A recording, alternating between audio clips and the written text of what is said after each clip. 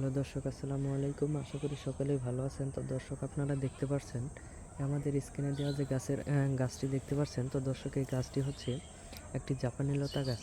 তো দর্শক, এই জাপানি লতা গাছটি আমরা আমাদের বাড়ির পাশ থেকেই সংগ্রহ করে থাকি। আপনারা এই গাছের পাতাটি দেখতে পাচ্ছেন। দর্শক, এই গাছের পাতাটি কিন্তু খুবই কার্যকারী। তো দর্শক, এই জাপানি লতা গাছের পাতাটি খুবই কার্যকারী, কারণ এই গাছের পাতাটি আপনারা যদি সেবন করতে পারেন আপনাদের জন্ডিস ভালো হয়ে যাবে।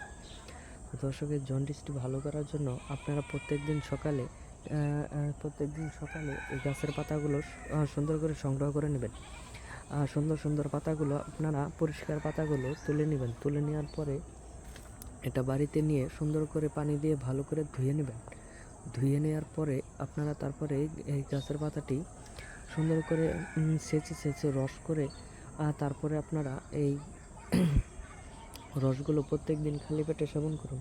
তাহলে দর্শক দেখতে পারবেন যে আপনাদের জন্ডিস অতি দ্রুত ভালো হয়ে গেছে। এই গাছের পাতাটি কিন্তু আপনাদের বাড়ির আশেপাশেই পেয়ে যাবেন। গাছের পাতাটি খুবই কার্যকারী। আমরাও এই গাছের পাতাটি সেবন করে থাকি। তো দর্শক, আমাদের ভিডিওগুলো ভালো লাগলে অবশ্যই চ্যানেলটি সাবস্ক্রাইব করে দেবেন। ধন্যবাদ সকলকে। সকলে ভালো থাকবেন, সুস্থ থাকবেন। আসসালামু আলাইকুম।